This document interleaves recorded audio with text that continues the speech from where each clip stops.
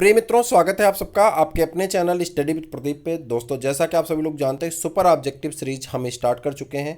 Hindi medium में super objective series की आपकी क्लासेस चल रही हैं। इंग्लिश मीडियम का यह फर्स्ट वीडियो है और इस वीडियो में हम लोग डिस्कस करने चल रहे हैं chapter number first, class 12th biology, chapter number first, that called reproduction in organism. तो रिप्रोडक्शन इन ऑर्गेनिज्म से रिलेटेड जितने भी आपके इंपॉर्टेंट क्वेश्चंस हो सकते हैं जो आपके एग्जाम में पूछे जाते हैं, उन सभी क्वेश्चंस की आपकी सीरीज हम आपके लिए लेकर के आए हैं। क्लास 12th को डिस्कस करेंगे, फिर उसके बाद क्लास 11th को डिस्कस करेंगे समस्त क्वेश्चंस को। उसके बाद हम लोग प्रीवियस ईयर क्वेश्चन पेपर कर रहे हैं। ये करने के तुरंत बाद हम लोग कहाँ चले आएंगे, तो हमारी पूरी श्रृंखला तैयार हो जाएगी और हमारा टारगेट है कि हम मई के लास्ट में यानी मई के लास्ट वीक में हम अपने कोर्स को पूरी तरह से कंप्लीट कर दें और उसके बाद एक सीरीज के माध्यम से हम लोग इसका मास्टर वीडियो कर लेंगे जिसमें हम लोग पूरी टॉपिक को एक साथ डिस्कस कर लेंगे, खास करके जून के महीने में, जिसमें हम सुपर रिवीजन कर सकते हैं। तो सुपर रिवीजन कर लेंगे जो हमारे एग्जाम के लिए बेहद महत्वपूर्ण होगा। आप जानते हैं कि इसके एग्जाम की डेट सुनिश्चित कर दी गई जीआईसी की, जबकि आपके टीजीटी और पीजीटी के एग्जाम की डेट आनी बाकी है। तो क्वेश्चन स्टार्ट करें। फर्स्ट श्रृंखला है इसलिए इतनी ज़्यादा बातें हैं, नहीं तो बातें इतनी नहीं होती हैं, डायरेक्ट हम लोग क्वेश्चन आंसर करते हैं। तो चलिए स्टार्ट करते हैं। फर्स्ट क्वेश्चन है आपका, a scion is grafted to a stock, the quality of fruits produced will be determined by the genotype of. कह रहा है जो क्वालिटी फ्रूट की क्वालिटी आएगी वह किसके ऊपर, जो फ्रूट प्रोड्यूस होंगे जब हम दोनों की ग्राफ्टिंग करते हैं। ग्राफ्टिंग करने के बाद हमने सियान और स्टॉक की ग्राफ्टिंग कर दी। सियान स्टॉक की ग्राफ्टिंग करने के बाद जो फ्रूट की क्वालिटी आ रही है, जो फ्रूट प्रोड्यूस हो रहे हैं, उसका जो जीनोटाइप है वो किसके ऊपर डिपेंड करेगा। तो ये क्वेश्चन आपको बताना है कि जो फ्रूट डेवलप हो रहे हैं वो किसके जीनोटाइप पर डेवलप करता है या किसके जीनोटाइप पर निर्भर होता है।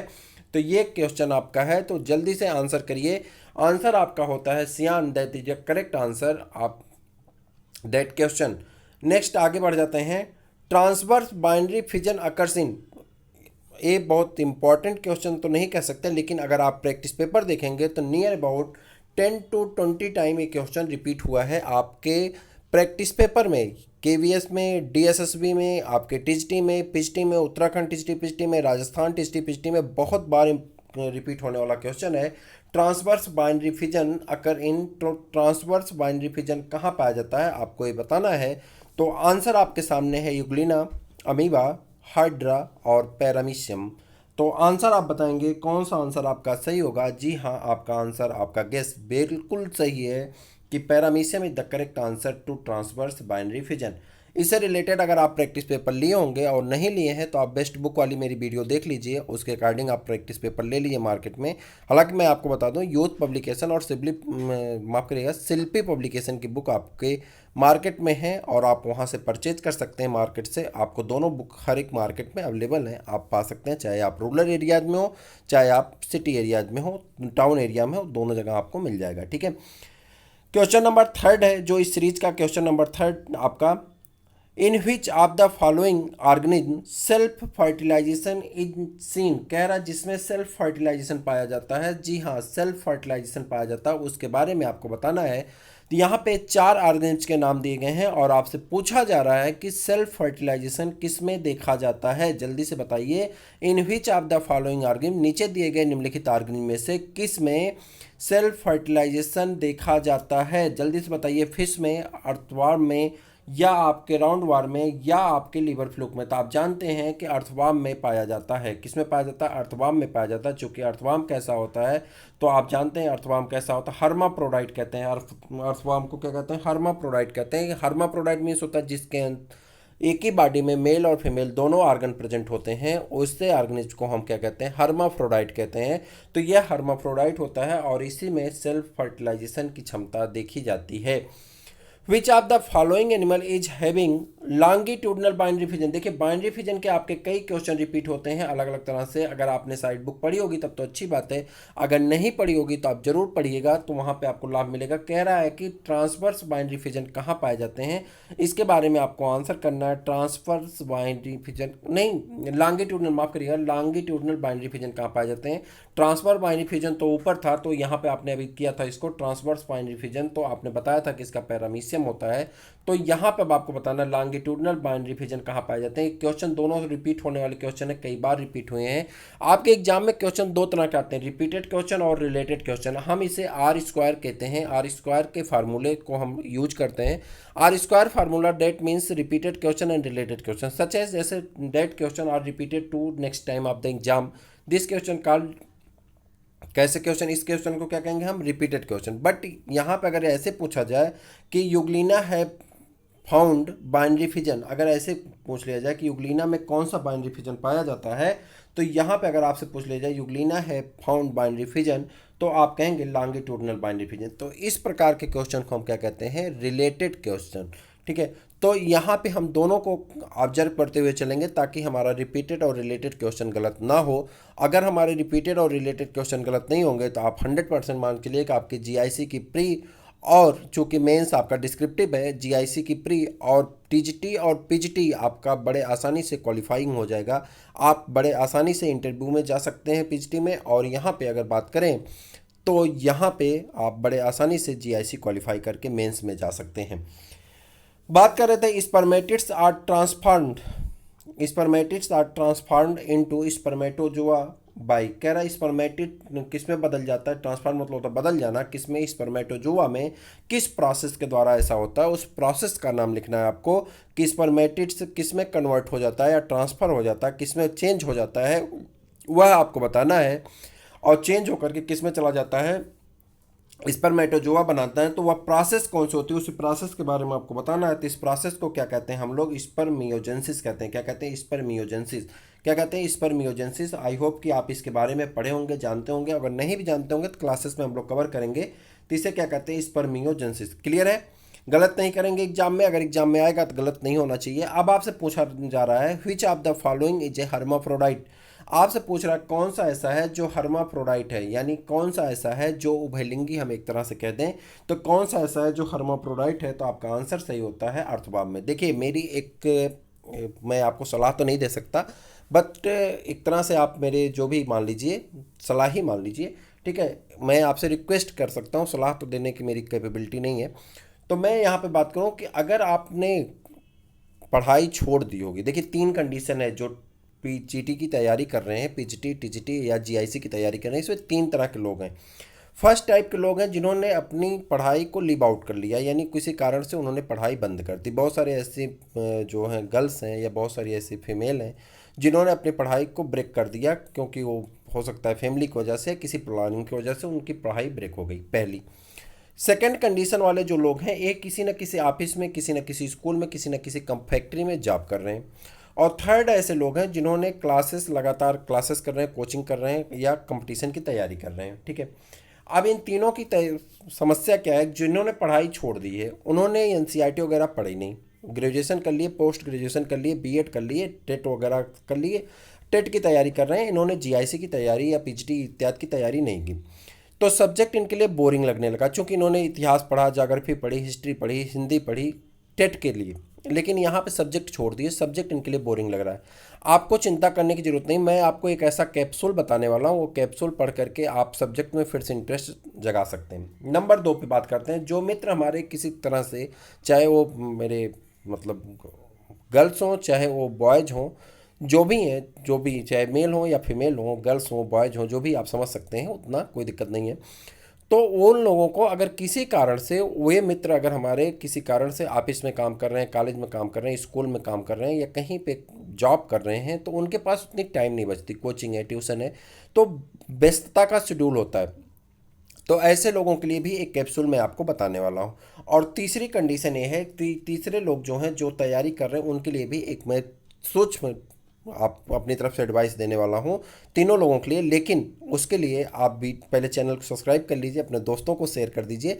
मैं आपको इसी वीडियो के आगे अभी बता रहा हूँ, कम से कम 15-16 क्वेश्चन हो जाए, उसके बाद 15-16 क्वेश्चन होने के बाद मैं आपको इसके बारे में चर्चा कर रहा हूँ। आप चैनल पर बने रहें, 16 क्वेश्चन कवर होने में बहुत टाइम नहीं लगेगा। ठीक है, अब चलिए, ये आपके एग्जाम के दृष्टि से बहुत ही इंपॉर्टेंट क्वेश्चन है। Study of pollen grain is called. अगर आप प्रैक्टिस पेपर देखेंगे, मेरी बात का यकीन ना हो तो आप जाइए मार्केट में, प्रैक्टिस पेपर ले आइए और प्रैक्टिस पेपर में देखिए तो आपको खुद ही पता चल जाएगा। Study of pollen grain is called कई बार पूछे जाने वाला क्वेश्चन है।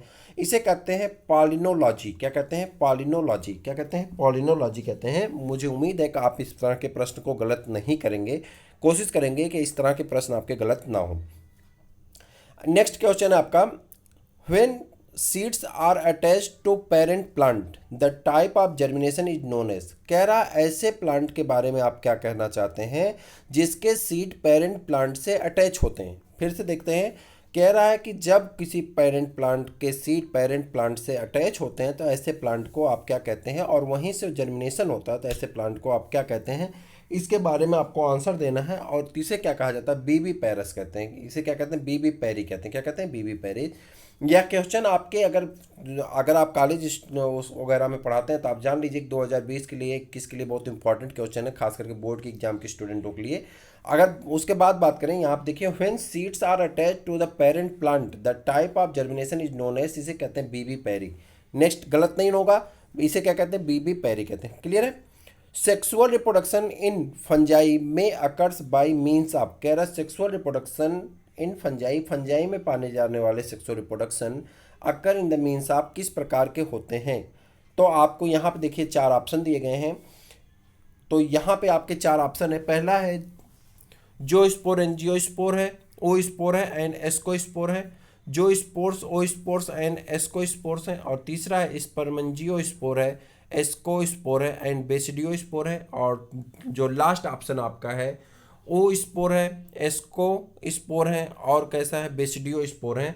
तो यहाँ पर अगर आप ध्यान देंगे तो ये क्वेश्चन का आंसर जो आपका बन जाता है वह आंसर आपका कौन सा बन जाएगा, तो आप बड़े आराम से बता सकते हैं कि इसका आंसर आपका कौन सा होगा। तो आप बताएंगे कि 9th का आंसर कौन होगा। जल्दी से ऑप्शन पे आप टिक करिए, जल्दी बताइए कौन सा आंसर होगा। तो आपका डी वाला आंसर आपका क्या हो जाता है? करेक्ट आंसर हो जाता है। External fertilization occurs in majority. आप कह रहा है एक्सटर्नल फर्टिलाइजेशन बहुत मेजॉरिटी में पाया जाता है, बहुत अधिकता में पाया जाता है। किस में पाया जाता है एक्सटर्नल फर्टिलाइजेशन? इसी के बारे में आपसे पूछ रहा है। एल्गी में, फंजाई में, लिवरवर्ट्स में और मासेस में। तो आपको इस क्वेश्चन का आंसर देना होगा। तो आंसर आप बताएंगे कौन सा आंसर आपका करेक्ट है। तो जल्दी से बता दीजिए। एल्गी में पाए जाते हैं। किस में पाए जाते हैं? एल्गी में पाए जाते हैं, मेजॉरिटी में पाए जाते हैं। ठीक है।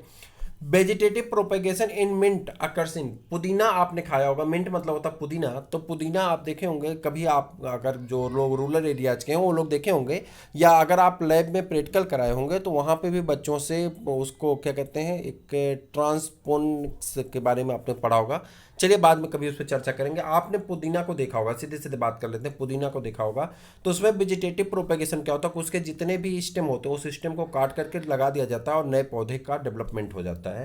तो इसमें आपसे पूछा जा रहा है कि इसमें किस प्रकार का होता है। तो इसे कहते हैं सकर। इसे क्या कहते हैं? वेजिटेटिव प्रोपेगेशन किस प्रकार का होता है? तो उसे सकर मेथड कहते हैं। किससे द्वारा होता है? सकर द्वारा होता है। ठीक है। राइजोम होता है, रनर होता है, सबके बारे में आपने पढ़ा होगा, और नहीं पढ़े तो एनसीईआरटी पढ़िए, आपको मिल जाएगा। ठीक है। नेक्स्ट क्वेश्चन की चर्चा करें उसके पहले हम सोच रहे हैं कि आपसे उस बात पे चर्चा कर लें जो आप जानना चाह रहे हैं, या चलिए इन दोनों क्वेश्चन को कवर करने की बात करते हैं। देखिए यहाँ ध्यान से देखिएगा, बहुत इंपॉर्टेंट क्वेश्चन है। Which of the following statement support the view that elaborate sexual reproduction process appeared much later in the organic evolution। कह रहा है कि ऑर्गेनिक एवोल्यूशन में सेक्सुअल रिप्रोडक्शन को इलेबरेट कर दिया गया है। कैसे इलेबरेट किया गया इसके बारे में आपको बताना है। तो चलिए बताइए ऑप्शन नंबर 12 का आपका कौन सा आंसर सही होता है, जल्दी से बताइए। यहाँ पे आपके 4 ऑप्शन दिए गए हैं और उस 4 ऑप्शन में से आपको करेक्ट ऑप्शन चूज करना है। यहाँ आप देखिए, पहला दिया गया है lower group of organism have simple body design. Second दे रहा है exosexual reproduction is common in lower group of organism. और थर्ड दे रहा है asexual reproduction is common in higher group of organism. और फोर्थ आपका जो ऑप्शन है the high incidence of sexual reproduction in angiosperms and vertebrates. तो अब आपको इसमें से बताना है कि कौन सा करेक्ट आंसर है, और नीचे 4 ऑप्शन दिए गए हैं। ये देखिए आपका क्या कहते हैं, स्पेशल क्वेश्चन की कैटेगरी में आता है, और इस तरह के क्वेश्चन की सीरीज आपके पेपर में देखने को आपको बहुत ज़्यादा मिलेगी, इसलिए इस तरह के क्वेश्चन आपको सॉल्व करना बहुत ज़रूरी है।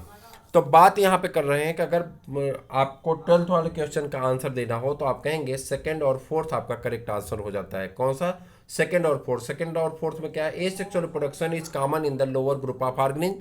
और फोर्थ ऑप्शन जो आपका हो जाता है, एक सेकेंड माफ करिए, और जो फोर्थ ऑप्शन आपका हो जाता है वहां पे the higher incidence of sexual reproduction in angiosperm and vertebrate. Offspring formed by the sexual reproduction exhibited more variation than those formed by the asexual reproduction। कह रहा है asexual reproduction की तुलना में जो सेक्सुअल रिप्रोडक्शन के ऑफस्प्रिंग होते हैं उसमें बहुत ज़्यादा परिवर्तन देखने को मिलता है। क्वेश्चन का मतलब यही है कि जो ऑफस्प्रिंग यानी संतान पैदा होती है सेक्सुअल रिप्रोडक्शन में, उसमें ज़्यादा एग्जिबिट पाए जाते हैं किसकी तुलना में? ए सेक्सुअल रिप्रोडक्शन की तुलना में। तो आपको बताना है कि ऐसा क्यों होता है। तो सेक्सुअल रिप्रोडक्शन इन ए लेंथी प्रोसेस, कह रहा है सेक्सुअल रिप्रोडक्शन क्या है? लेंथी प्रोसेस है।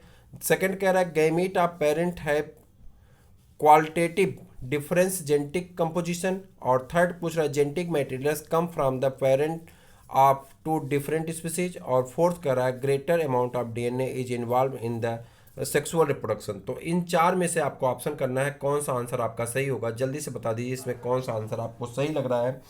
तो अगर यहाँ पे देखें तो गैमीट ऑफ द पेरेंट है qualitative difference genetic composition. Clear? दो, जैसे देखिए एक मेल गैमीट हो जाएगा और एक फीमेल गैमीट हो जाएगी, तो इसमें जेनेटिक वेरिएशन आएंगे ना, तो जो ऑफस्प्रिंग होगी मेल को भी शो करेगा फीमेल का। जैसे आप अपने ननिहाल में जाते हैं जहाँ आपके मामा का घर यानी मम्मी का जो घर है, बचपन में मम्मी का जो घर था, वहाँ पर जब आप जाते हैं तो वहाँ पे आपकी जो शक्ल है, आपकी सूरत है, जो आपकी बनावट है, जो आपकी कीर्ति है, वो मौसी से, मामा से इत्यादि से मैच करती है। जैसे आप अपने घर पे आते हैं यानी पापा के घर पे आते हैं, वहाँ पे आपकी शक्ल, सूरत, बनावट चाचा से, बुआ से इत्यादि से मैच करने लगती है। यानी आपके अंदर दोनों के कैरेक्टर सिमिलरिटी दिख रहे हैं, पेरेंट्स के, दोनों के, मदर्स के भी और फादर्स के भी। तो यहाँ कहीं ना कहीं गैमीट वेरिएशन ज़्यादा होता है, इसी कारण सेक्सुअल रिप्रोडक्शन में वेरिएशन देखने को मिलता है। Choose the correct statement from amongst the following. कह रहा है करेक्ट स्टेटमेंट को आपको क्या करना है? फॉलोइंग में चूज करना है और चूज करके आपको बताना है कि कौन सा करेक्ट स्टेटमेंट है। ठीक है, तो आप आंसर करेंगे। पूछ रहा है डायोसियस यानी hermaphrodite organism are seen only in animal. कह रहा है हर्माफ्रोडाइट ऑर्गेनिज कहाँ देखे जाते हैं? हर्माफ्रोडाइट के ऑर्गेनिज सिर्फ और सिर्फ किसमें? एनिमल में देखे जाते हैं। दूसरा ऑप्शन पूछ रहा है dioecious organism are seen only in plant. कह रहा है डायोसियस ऑर्गेनिज ओनली प्लांट में देखे जाते हैं। और थर्ड आपका पूछ रहा है dioecious organism are seen in the both plant and animal. कह रहा है डायोसियस ऑर्गेनिज जो होते हैं बोथ प्लांट और एनिमल में देखे जाते हैं। और dioecious organism are seen only in the vertebrate. कह रहा है डायोसियस ऑर्गेन जो होते हैं सिर्फ और सिर्फ किस में देखे जाते हैं? वर्टिब्रेट में देखे जाते हैं। तो आपको इसका आंसर बताना है कौन सा आंसर आपका करेक्ट होगा। तो यहाँ पर आप कहेंगे dioecious organism are seen in the both plant and animal. कह रहा दोनों में देखे जाते हैं, प्लांट में भी देखे जाते हैं और एनिमल में भी देखे जाते हैं। नेक्स्ट क्वेश्चन आपका है there is no natural death in single celled organism like amoeba and bacteria because. कह रहा है जो सिंगल सेल ऑर्गेनिज्म होते हैं जैसे कि अमीबा है, बैक्टीरिया है, ठीक है, तो इसमें जो है नेचुरल डेथ नहीं होती है। ऐसा क्यों होता है कि इसमें नेचुरल डेथ नहीं होती? इसका आंसर आपसे पूछ रहा है। तो कह रहा है parental body is distributed among the offspring. कह रहा है पेरेंटल बॉडी जो इनकी होती है, जो पेरेंट की बॉडी होती है, यही डिस्ट्रीब्यूट हो जाती है। और डिस्ट्रीब्यूट को तो मतलब बिखर जाना होता है। बिखर करके क्या करती है? नए नए ऑर्गेनिम्स को ग्रो कर देती है। तो जब वो बिखर जाती है, बिखर करके नए नए ऑफस्प्रिंग बन जाते हैं, तो वो मरी कहाँ? उसके संतान बन गई, उसी बॉडी में एक बॉडी रह जाए। जैसे मान लेते हैं बाइनरी फिजन हो रहा है, अब इसमें सेल डिवाइड की गई, दो सेल हो गई, तो दो सेल हो गई, तो एक तो ये था ही और एक ये था। बडिंग में आप देखे होंगे, बडिंग में क्या होता है कि इसके ऊपर आउट ग्रोथ ब्लड आ जाती है, बड क्या होती है? रिमूव हो जाती है। रिमूव होकर के एक नए ऑर्गेनिम्स का फॉर्मेशन कर लेती है। ऑर्गेनिम तो बना हुआ है। तो इस तरह से इसमें जो यूनिसेलुलर ऑर्गेनिम होते हैं इनमें क्या होती है? नेचुरल डेथ नहीं होती है। ठीक है, अब मैंने आपसे कहा था कि मैं आपको एक प्लानिंग बताने वाला 3 लोगों के लिए, तो मैं बता दूं 15 क्वेश्चन नंबर हो गए, 50% हो गए, 15 क्वेश्चन नंबर हो गया। ठीक है, 29 क्वेश्चन है, तो 29 क्वेश्चन हमको सॉल्व करने हैं आज। तो यहाँ पे हम बात कर रहे थे सबसे पहले उन लोगों की जिन्होंने किसी कारणवश अपनी पढ़ाई बंद कर दी, चाहे वो बॉयज हो चाहे गर्ल्स हो। ठीक है, तो इनकी अगर हम बात करें तो इनमें सिचुएशन ये है कि अगर आप हिंदी मीडियम में कंफर्ट हैं तो हमारी हिंदी मीडियम की जो सीरीज चलती है उसे आप ज़रूर देखें सुपर ऑब्जेक्टिव की, और साथ में एनसीईआरटी की बुक लाइए, एनसीईआरटी की बुक लाइए और उसे मन से पढ़ना शुरू कर दीजिए। उसके लिए आपने देखिए यूट्यूब पे बहुत सारे ऐसे चैनल्स हैं जिन्होंने एनसीईआरटी को पूरा सॉल्व कराया है। मैं भी करवा रहा हूँ, लेकिन अभी मैं करवा रहा हूँ, किसी ने करवा दिया है। मैं ये दबाव नहीं डाल रहा हूँ कि आप मुझसे ही पढ़िए, आप वहाँ जाइए, सर्च करिए जहाँ पे आपको लगे कि हाँ यहाँ पे, हाँ पेड मत लीजिएगा, किसी किसी पेड लेने की ज़रूरत नहीं, बहुत सारे लोग अनपेड चला रहे हैं, तो आप वहाँ से पढ़िए। पूरी एनसीईआरटी की क्लास आप वहाँ से पढ़िए, जो टॉपिक में आपको समस्या हो उस टॉपिक को आप सर्च करिए, उसको देखिए। इतना तो आप अपने लिए कर सकते हैं। खास करके वो लोग जिन्होंने पढ़ाई बंद कर दी थी या सब्जेक्ट से दूर चले गए थे, ठीक है, चाहे वो दोनों लोगों के लिए। अगर आप इंग्लिश मीडियम में कंफर्ट है तो इंग्लिश मीडियम की एनसीईआरटी मार्केट में मिल जाएगी, अगर हिंदी मीडियम है तो हिंदी मीडियम की। ये तो हो गई फर्स्ट सीरीज। सेकंड, लोग ऐसे लोग हैं जिन्होंने जॉब करना स्टार्ट कर दिया है, चूंकि एज बढ़ी जा रही, कई साल से वैकेंसी नहीं थी तो आपने जॉब स्टार्ट कर दी। अब जॉब स्टार्ट करने की कंडीशन होती है कि आपकी ऑफिशियल टाइम होती है, ए टाइम वो टाइम, पता नहीं कैसे आपको एडजस्ट नहीं कर पाते हैं, ठीक। तो जब आप एडजस्ट नहीं कर पाते तो वहाँ पे आपको दो काम करना है। एक तो एनसीईआरटी पढ़ना है, आपको भी जी लगा करके, दिल लगा करके, मन लगा करके एनसीईआरटी पढ़ना। अगर डेली बेस पे आप 10 पेज 15 पेज पढ़ेंगे तो भी जीआईसी से पहले आप पूरा ख़त्म कर लेंगे। और 10 से 15 पेज पढ़ने के लिए मुझे लगता है कि अगर आप मन से पढ़ेंगे तो नियर अबाउट आपको 2 से ढाई घंटे, 3 घंटे मान चलिए, 2 ढाई घंटे में आप 10 से 12 पेज पढ़ लेंगे और बड़े आराम से आप कवर कर लेंगे, ठीक है। और उसके साथ ही अगर आप हिंदी मीडियम में कंफर्ट हैं, जैसे देखिए जो हिंदी मीडियम की मेरी सीरीज़ है तो उसमें तो मैं हिंदी टू हिंदी चल ही रहा हूँ। जो इंग्लिश मीडियम की भी सीरीज़ है वहाँ पे क्वेश्चन आंसर आपके इंग्लिश में है, वहाँ पे मैं जो बात कर रहा हूँ वो टोटल हिंदी में कर रहा हूँ। मैंने कभी भी आपने 15 क्वेश्चन किया, आप बताइए 15 क्वेश्चन में मैंने कितनी इंग्लिश बोली है। तो आप इस श्रृंखला को दोनों को देख सकते हैं, आपके लिए दोनों बेनिफिट होंगे, दोनों में लाभ आपको मिलेगा, बेनिफिटेड है। लेकिन जैसे आप जिसमें ज़्यादा कंफर्ट महसूस करें उसमें आप चले जाइए, चाहे आप हिंदी में चाहे इंग्लिश में उस सीरीज को देखते रहें, साथ में एनसीईआरटी पढ़ते रहें। अब तीसरे लोग हैं जिन्होंने लगातार क्लासेस की है, कोचिंग की है, तो उनकी प्रिपरेशन लगभग हो चुकी है, ठीक है, उनकी पूरी तरह से प्रिपरेशन हो गई। तो उनके लिए ये सुपर ऑब्जेक्टिव की श्रृंखला, और नीचे कमेंट करके बताया करें कि उन्होंने कितने क्वेश्चन सही किए हैं। तो इस तरह से क्या होगा कि उनका कॉन्फिडेंस लेवल थोड़ा सा बढ़ेगा, क्वेश्चन करने की प्रैक्टिस बढ़ेगी, और मैं डायरेक्ट क्वेश्चन आंसर बताता हूँ तो आपको ज़्यादा नुकसान नहीं होगा। अब आप कहेंगे घुमा फिरा के मैंने अपना प्रचार किया, नहीं, ऐसा कुछ भी नहीं है। आप किसी भी चैनल से पढ़िए, किसी भी चैनल से करिए, बस आप करते रहिए, करने से ही होगा। अगर आप सोचते हैं कि आपके बैठने से हो जाएगा तो ऐसा नहीं होने वाला है। तो आपको किताब उठानी पड़ेगी, पेन कापी उठानी पड़ेगी, उसे आपको पढ़ना पड़ेगा। कोई भी टीचर ऐसा धरती पे नहीं पैदा हुआ है जो आपको खोल करके पिला देगा, चाहे वो आपको छोटे एग्जाम की तैयारी करवा रहा हो, चाहे बड़े एग्जाम की करवा रहा हो, चाहे कोई भी हो, ठीक है। आप खुद टीचर होंगे तो आप खुद समझ सकते हैं कि इस चीज़ को आपको बिना पढ़े नहीं आएगा। अब जो लोग टीचिंग सेक्शन में काम कर रहे हैं, सेक्टर में, टीचिंग सेक्टर में काम कर रहे हैं, टीचर हैं या उन्होंने पता चला कि प्राइमरी में हो गए हैं, उनके साथ समस्या क्या खड़ी है। समस्या ये कि अगर वो टीचर है, मान लेते हैं कि इंटर कॉलेज में टीचर हैं, आप इंटर कॉलेज में पढ़ा रहे हैं, तो आप बच्चों को बेसिक चीज़ें पढ़ाते हैं, ठीक है। जैसे आपको रिप्रोडक्शन बता दिए, बाइनरी फिजन क्या होता है, बडिंग क्या होता है, रीजनरेशन क्या होता है, ठीक है, स्पायरोगायरा क्या है, ये नॉर्मल सी चीज़ें आप बताते चले जाते हैं। लेकिन आपसे क्वेश्चन क्या पूछा जा रहा है, ट्रांसवर्स बाइनरी फिजन क्या होता है, लेटिट्यूडनल बाइनरी फिजन क्या होते हैं, ठीक है, गोनिड एक अमीबा की नेचुरल डेथ क्यों नहीं होती है। इस तरह के आपसे टिपिकल क्वेश्चन पूछे जा रहे हैं। अभी तो ये फर्स्ट चैप्टर है, बेसिक क्वेश्चन है, जैसे जैसे आप आगे बढ़ेंगे वैसे वैसे स्टैंडर्ड इसका बढ़ता जाएगा। तो आपके क्वेश्चन का स्टैंडर्ड हाई होता है, खास करके 11th-12th के स्टूडेंट का। तो बहुत सारे ऐसे टीचर होते हैं 2 साल 3 साल 4 साल पढ़ाते पढ़ाते उनका एक नोट्स प्रिपेयर हो जाता है, और उसी कंफर्ट जोन में वो वर्क करते हैं, जिससे वो नई चीज़ें ना तो सीखना चाहते हैं ना ही सिखाना चाहते हैं। तो आप नई चीज़ें सीखें, बच्चों को सिखाएं भी, और कोशिश करिए कि आपका भी भला तो बच्चों का भी भला होगा, ठीक है। तब जब आपको जितना ज़्यादा आप जानते रहेंगे, नई चीज़ें सीखेंगे, उतना ज़्यादा बच्चों को भी सिखाएंगे, तो ये आपके लिए कहीं ना कहीं लाभदायक भी होगा, और आपको पढ़ करके आपका कहीं ना कहीं ग्रोथ ही होगी इससे। अगर आपका by the way support that कि आप किसी कारणवश आप पेपर ना दे पाएँ या पेपर टल जाए, 2 साल 3 साल 4 साल बाद हो, या कोई ऐसी समस्या आ जाए, तो भी आपके, अगर आपकी तैयारी हो जाएगी तो आपको कहीं ना कहीं आपको अच्छे जॉब मिल जाएगी, अच्छे स्कूल मिल जाएंगे जहाँ पर आपको सैलरी बेटर मिल जाएगी। तो ये आपके लिए बेनिफिटेड ही होगा, ठीक है। आगे चलें। अब बातें नहीं, अब सिर्फ क्वेश्चन, 15 क्वेश्चन बचे हुए हैं।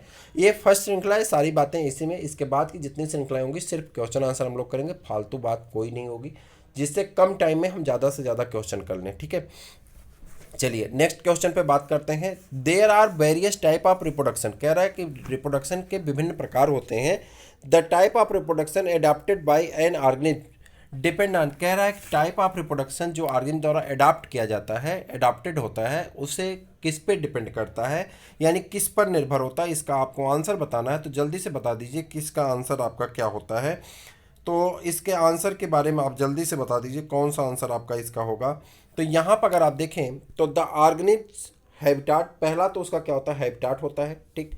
हैबिटाट आप जानते हैं वासस्थान, जहाँ पे वह जीव रहता है उसे उसका क्या कहते हैं, वासस्थान कहते हैं। जैसे मान लो कैक्टी है, डेजर्ट है, ठीक है, फिश है, एक्वेटिक एनिमल है, ठीक। वहीं पे अगर हम कर लें तो क्या कहते हैं, वाटर हाइसेंथ कहते हैं। तो वाटर हाइसेंथ क्या है, ये हाइड्रोफिटिक प्लांट है।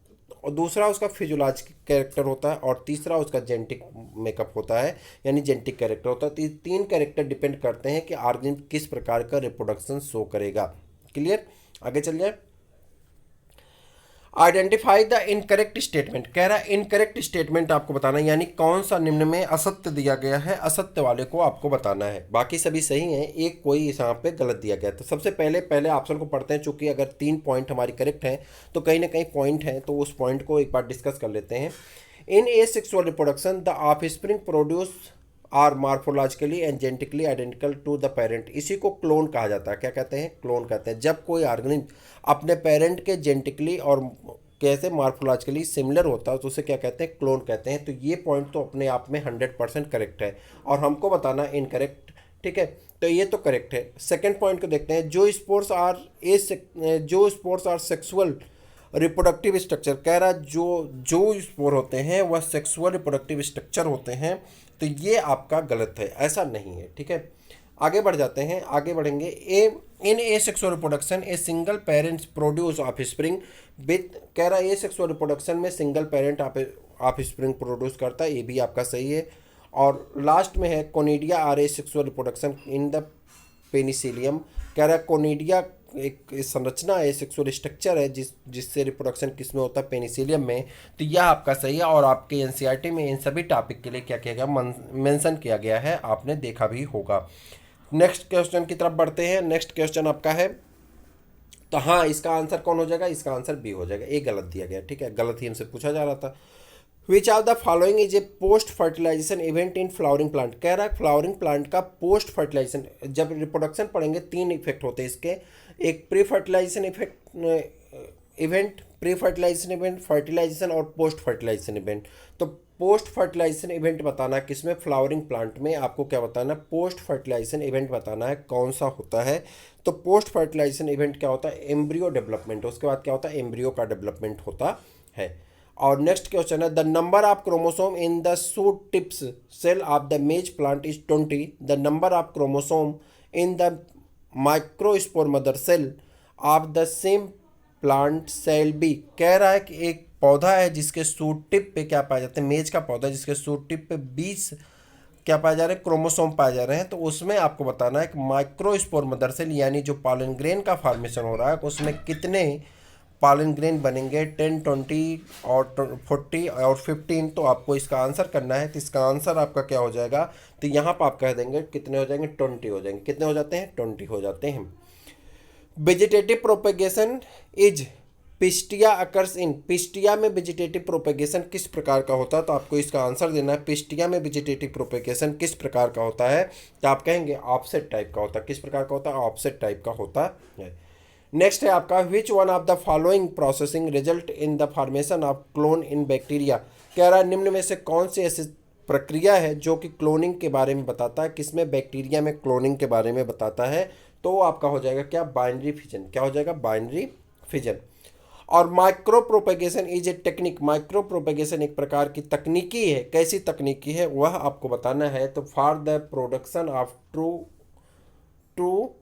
टाइप प्लांट, कह रहा ट्रू टाइप प्लांट को प्रोड्यूस करने के लिए एक तकनीकी है micropropagation. Example of corm is, corm का एग्जाम्पल क्या है जिसे आपको बताना, एग्जाम्पल ऑफ कार्म इज, तो उसे क्या बता देंगे आप। तो कौन सा इसका आंसर हो जाता है, कोलोकेसिया। कोलोकेसिया आपका क्या हो जाता है, एग्जाम्पल हो जाता है। What is common between vegetative reproduction and apomixis. कह रहा है वेजिटेटिव रिप्रोडक्शन और एपोमिक्सिस में क्या कॉमन होता है, इसे आपको बताना है। तो आप जल्दी से बता दीजिए एपोमिक्सिस और वेजिटेटिव प्रोपेगेशन में क्या कॉमन होता है। तो यहाँ पर अगर आप देखेंगे both produce progeny identical to the parent. कह रहा दोनों की जो प्रोजनी होती है यानी संतान होती है या ऑफस्प्रिंग होती है वह पेरेंट के आइडेंटिकल होती है। तो ये एपोमिक्सिस हो चाहे आपका क्या कहते हैं वेजिटेटिव प्रोपेगेशन, दोनों की सिमिलरिटी ये है कि दोनों में प्रोजनी जो होती है यानी ऑफस्प्रिंग जो होती है वो कैसी होती है, आइडेंटिकल होती है। क्लियर, किसके जैसी आइडेंटिकल होती है, पेरेंट के जैसी होती है। आगे बढ़ जाते हैं। Which part would be most suitable for rising virus free plant for micro propagation. कह रहा है कौन सा ऐसा पार्ट है जिसका हम उपयोग करेंगे, राइजिंग मतलब उत्थान करना यानी पैदा करेंगे, किसमें, वायरस फ्री प्लांट जिसमें वायरस नहीं होगा माइक्रो प्रोपेगेशन में। तो कौन से ऐसे पार्ट का हम यूटिलाइजेशन करते हैं, यूज करते हैं, तो उसमें कौन होता है, मेरिस्टम होता है। कौन सा होता है, मेरिस्टमेटिक टिश्यू यानी मेरिस्टम होता है। क्लियर है। नेक्स्ट आगे बढ़ जाते हैं। Which one of the following is common to the multicellular fungi filamentous algae and protonema of mosses. कह रहा निम्न में से कौन सा ऐसा है जो कॉमन है किसमें, फिलामेंटस एल्गी में और प्रोटोनीमा में तथा मॉसेस में, प्रोटोनीमा ऑफ मॉसेस, मॉसेस के प्रोटोनीमा में कॉमन है। तो कौन सी ऐसी प्रोसेस है जो तीनों में कॉमन है, तो उसके बारे में आप बताएंगे। मल्टीप्लिकेशन ऑफ फ्रेगमेंटेशन, इसमें मल्टीप्लिकेशन होता है, फ्रेगमेंटेशन होते हैं यानी टुकड़े बनते हैं, तो वह इसमें कॉमन हो जाता है। Banana is vegetatively propagated by, banana vegetatively रूप से प्रोपेगेट होता है यानी पैदा होता है। तो कौन से पार्ट से पैदा होता है ये आपको बताना है। बनाना यानी केला का पौधा किस पार्ट से पैदा होता है, तो वो राइजोम से पैदा होता है। किससे, राइजोम से पैदा होता है। किससे पैदा होता है, राइजोम से पैदा होता है। और नेक्स्ट क्वेश्चन आपका है product of asexual reproduction generally generated. Products of asexual reproduction generally generated. तो कह रहा है एसेक्सुअल रिप्रोडक्शन कैसे जनरेट होते हैं इसके बारे में आपको बताना है। तो आप बताएंगे new genetically combination of leading to variation, नए जेनेटिकली कम्बिनेशन से वेरिएशन आ जाते हैं। और नेक्स्ट क्वेश्चन है to obtain virus free healthy plant from a disease one of the tissue culture technique which part of the used. कह रहा है कि इसमें किस पार्ट का हम उपयोग करते हैं। तो मैंने अभी कुछ देर पहले आपको बताया था both apical and axillary meristem यानी मेरिस्टम का उपयोग करते हैं। तो इस प्रकार से आपकी जो श्रृंखला है इसमें आपके टोटल 29 क्वेश्चन थे और मुझे उम्मीद है कि आप बताएंगे कि आपने कितने क्वेश्चन करेक्ट किए हैं। तो आप नीचे कमेंट करके बताइए। अगर आप चैनल पर नए, चैनल को सब्सक्राइब कर लीजिए, अपने दोस्तों को शेयर कर लीजिए। टेलीग्राम का लिंक नीचे दिया गया, टेलीग्राम को भी ज्वाइन कर लीजिए। फिर मिलते हैं किसी और वीडियो में, किसी और क्लास में, तब तक के लिए इजाजत दीजिए। नमस्कार।